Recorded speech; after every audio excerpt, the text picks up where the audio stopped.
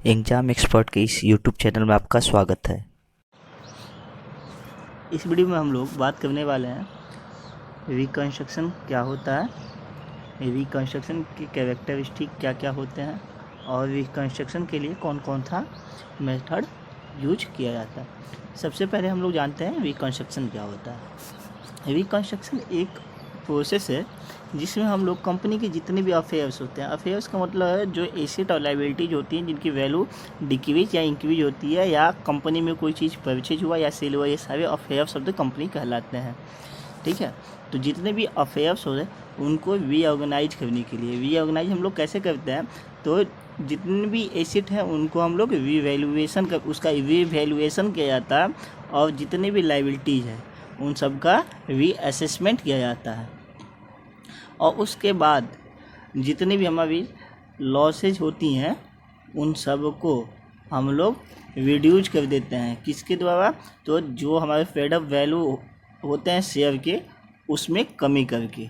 ठीक है, यानी जितने भी हमारी लॉस हैं उनको ख़त्म करने के लिए हम अपनी जो शेयर होल्डर की शेयर की वैल्यू है उसको कम करते हैं, और जो कमी करने से जो कंपनी को फ़ायदा होता है उससे हम अपनी लॉस को राइट ऑफ कर देते हैं।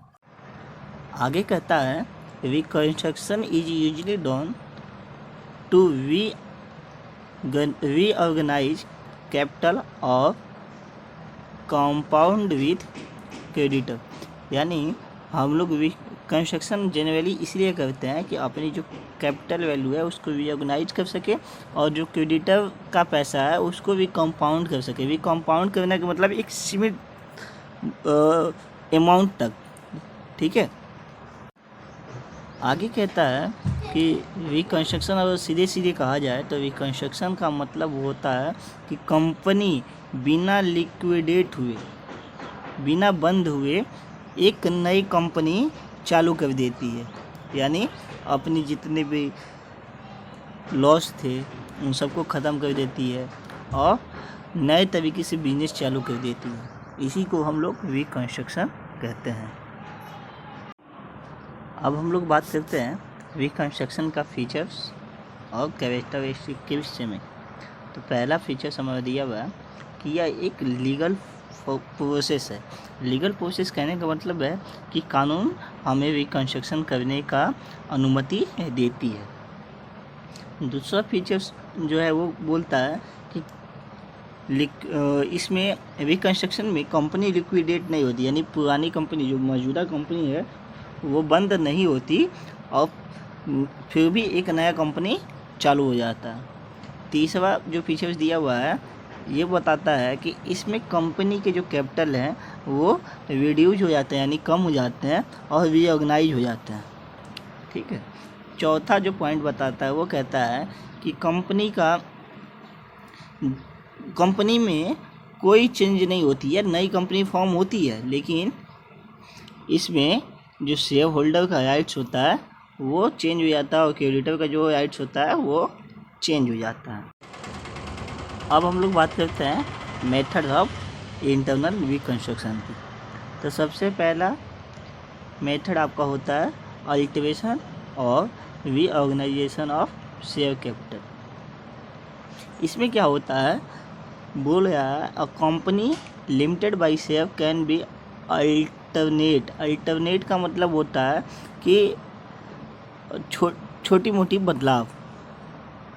अल्टरनेट इट्स शेयर कैपिटल, यानी अपने शेयर कैपिटल में छोटी मोटी बदलाव कर सकती है कंपनी। जो भी लिमिटेड शेयर से गिरी होती हैं वो अपने शेयर कैपिटल में छोटी मोटी बदलाव कर सकती हैं, अगर provision regarding include in article of association, अगर कंपनी का आर्टिकल ऑफ एसोसिएशन में इसके रिगार्डिंग प्रोविज़न दिए गए हैं। तो अगर प्रोविज़न दिए गए हैं तब कंपनी एक ऑर्डिनरी रेजोल्यूशन पास कराएगी अपने मीटिंग में। ठीक है, कंपनी का जो जनरल मीटिंग होता है उसमें एक ऑर्डिनरी रेजोल्यूशन पास करा के अपनी शेयर कैपिटल में बदलाव करके वो इंटरनल रिकंस्ट्रक्शन कर सकती है।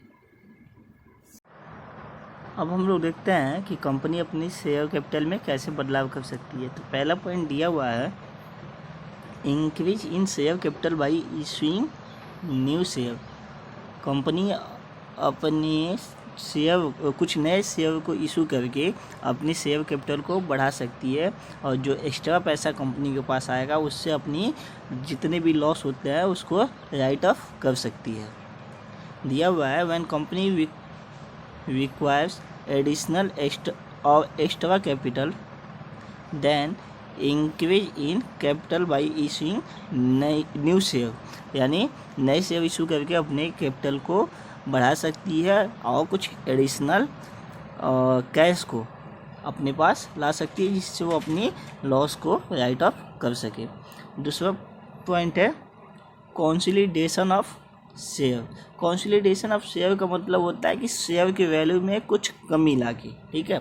When share of company having less value converted into the new share having high value, यानी कंपनी के जो शेयर थे जिनकी वैल्यू पहले ज़्यादा थी उनकी वैल्यू में कुछ कमी लाके अपनी शेयर कैपिटल में वो कंपनी बदलाव कर सकती है, ठीक है। और जो वैल्यू में कमी करेगी और उसके पास जो पैसा एक्स्ट्रा बचेगा उससे अपने लॉस को राइट ऑफ कर सकती है।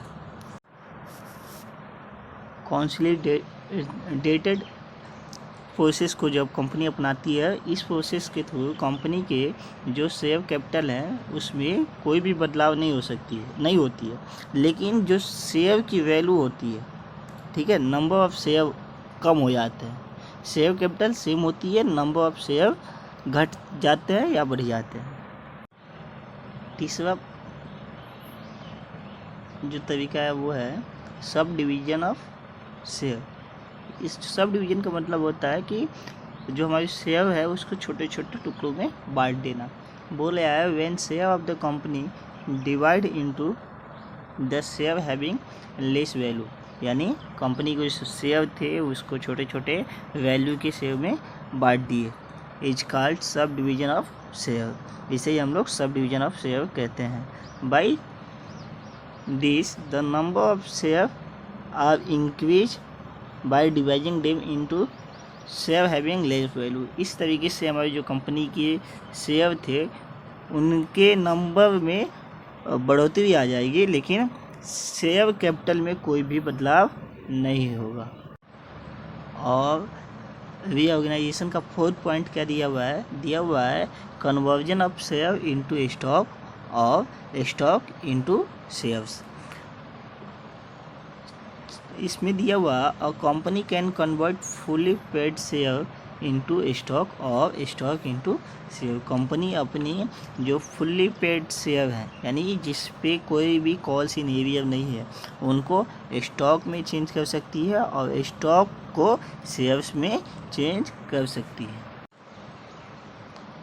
अब हमारा जो इंटरनल रिकंस्ट्रक्शन का सेकेंड मेथड है वो है रिडक्शन इन शेयर कैपिटल। पहला मेथड हमारा था अल्टरेशन इन शेयर कैपिटल या रीऑर्गेनाइजेशन इन शेयर कैपिटल।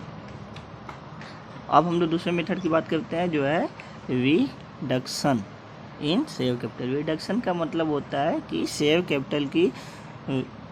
कैपिटल में ही कमी करके, अल्टरेशन में हमने जाना था कि उसमें बदलाव करके, शेयर कैपिटल में बदलाव करके, और रिडक्शन में हम लोग क्या जानते हैं, इसमें हम लोग शेयर कैपिटल में ही कमी ला देते हैं।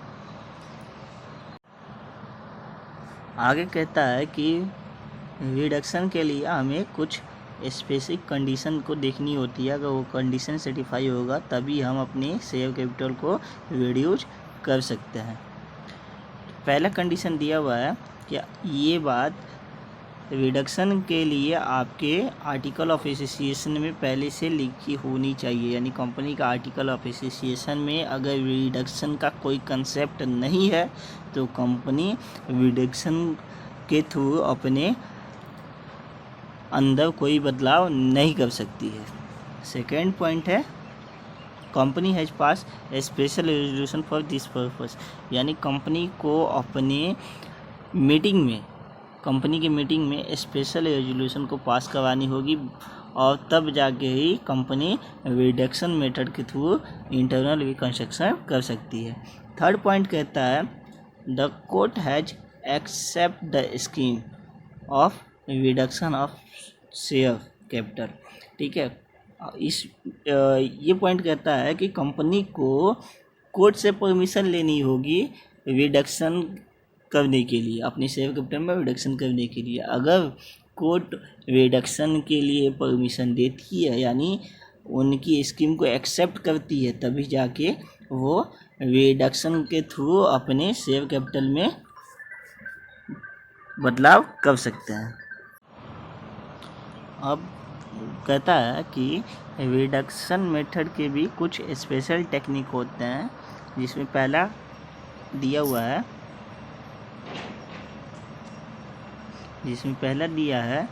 रिडक्टिंग अनकॉल्ड अमाउंट ऑन शेयर।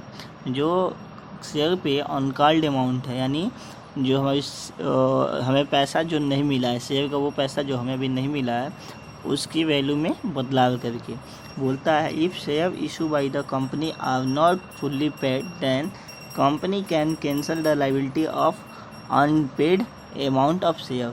यानी शेयर पे जो पैसा कंपनी को नहीं मिला है, वो कंपनी उस लायबिलिटी को कैंसिल करके भी अपने शेयर कैपिटल में रिडक्शन मेथड को कंप्लीट कर सकती है।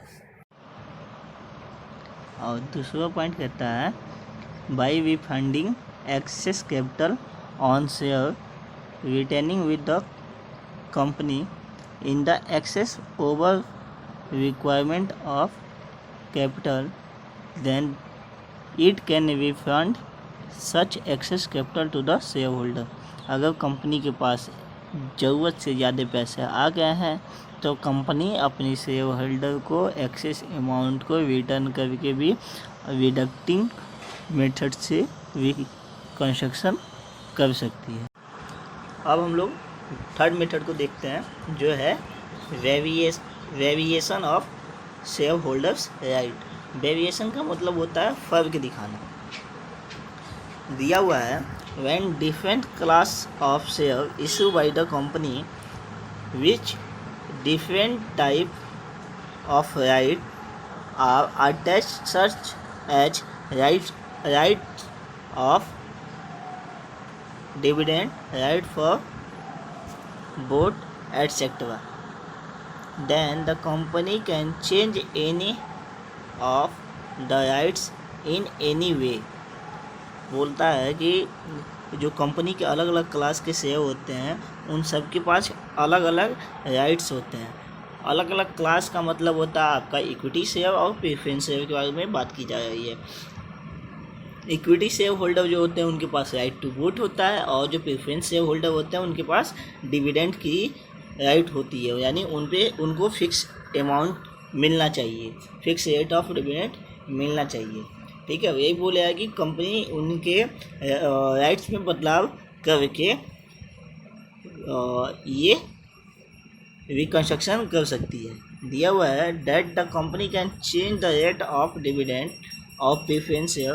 प्रेफरेंस शेयर के डिविडेंड का जो रेट होता है उसमें बदलाव कर सकती है without changing the amount of cumulative preference share, convert them into non cumulative preference share. Cumulative preference share का मतलब होता है ऐसा प्रेफरेंस शेयर जिस पे अर्न किया गया डिविडेंड शेयर का ही पार्ट माना जाए।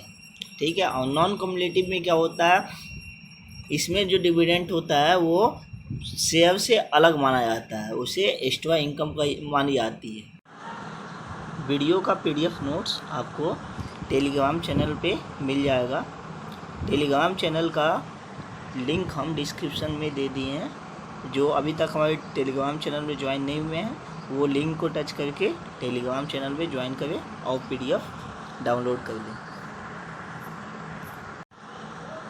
रिकंस्ट्रक्शन जो चौथा मेथड दिया हुआ है, वो दिया है reduction in paid up share capital. यानी जो पेड अप शेयर कैपिटल हमारे हैं उनमें कमी लाके हम रिकंस्ट्रक्शन कर सकते हैं। दिया हुआ है when company is running under the loss continuously.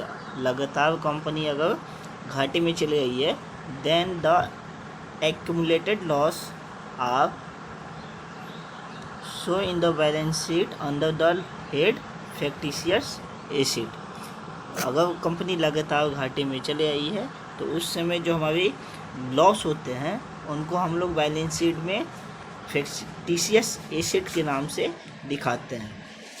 The capital of such company does not represent true status of its asset. और इस तरीके से कंपनी का जो बैलेंस शीट होता है वो सही स्टेटस नहीं दिखा पाता है एसेट का। स्टेटस का मतलब होता है पोजीशन, ठीक है। आगे दिया हुआ है, in such case company propose to reduce paid up share capital to apply reduction scheme of capital a new account capital reduced account is open in the book of company. In this account, amount sacrificed by the debenture holder, shareholder, and creditor is credited, and the accumulated loss and factitious asset are write off। बोला है इस तरीके से company इस case में क्या करती है, अपनी यहाँ एक स्पेशल अकाउंट क्रिएट करती है जिसका नाम होता है कैपिटल रिडक्शन अकाउंट, ठीक है। और इस अकाउंट में जो company debenture holder, share holder और क्रेडिटर की वैल्यू में कमी लाके जो पैसा इकट्ठा करती है उससे अपने जितने भी लॉस होते हैं या फिक्टिशियस एसेट होते हैं उसको राइट ऑफ करती है। पांचवा मेथड जो दिया है वो है सिलेंडर ऑफ शेयर। सिलेंडर का मतलब होता है कि शेयर को छोड़ देना। दिया हुआ है, in this method share holder surrender their some share from the total share. Share holder जो होते हैं वो अपने टोटल शेयर में से कुछ शेयर को छोड़ देते हैं, यानी उसकी वैल्यू को माफ़ कर देते हैं और कहते हैं कि उस पर हम डिविडेंड नहीं लेंगे। दिया हुआ है, the company does not cancel the surrendered share and transfer them into surrender account. इस तरीके से इस प्रोसेस में कंपनी जो सिलेंडर शेयर होती है उसे कैंसिल नहीं करती है, लेकिन उन्हें एक सिलेंडर अकाउंट ओपन करती है, उसमें ट्रांसफ़र कर देती है। After then this share are allotted to debenture holder and debtor against the amount due to them. और ये शेयर जो होता है, जो सिलेंडर शेयर कंपनी के पास रहता है, वो उससे वो अपने जो डिवेंचर होल्डर हैं उनको दे देती है, या जो कोई क्रेडिटर होते हैं कंपनी के उनको दे देती है उनके लोन के रिगार्डिंग, ठीक है। So that the liability can be reduce. इससे कंपनी की जो लाइबिलिटी होती है वो कम हो जाती है। After then remaining surrender share are cancel by the transferring them into capital. और इसके बाद जो सिलेंडर शेयर बच जाते हैं उनको कैंसिल कर दिया जाता है या उसे ट्रांसफ़र कर दिया जाता है कैपिटल रिडक्शन अकाउंट या रिकंस्ट्रक्शन अकाउंट में। इस तरह से हमारे क्वेश्चन नंबर 10 कंप्लीट होते हैं। 10 क्वेश्चन हमने कैलकुलेट के कंप्लीट कर लिया। हमारी जो अगली वीडियो होगी वो होगी होल्डिंग कंपनी के ऊपर, जिसमें हम लोग प्रोसेस कंसोलिडेटेड बैलेंस शीट के ऊपर डिस्कशन करेंगे और इसकी जितने भी प्रोसेस होती हैं उन पे हम लोग डिस्कशन करेंगे। साथ ही साथ हम लोग जानेंगे सब्सिडरी कंपनी क्या होती है और balance sheet of holding company and subsidiary company. ये टॉपिक हम लोग अगले वीडियो में कवर करेंगे। हमारी जो पिछली क्वेश्चन थी वो क्वेश्चन था आपकी ट्रांसफरी कंपनी और ट्रांसफ़र कंपनी क्या होता है, एमलगेमेशन क्या होता है, इसके ऊपर हमने वीडियो बना दिया है। वो वीडियो आप लोग जरूर देखें।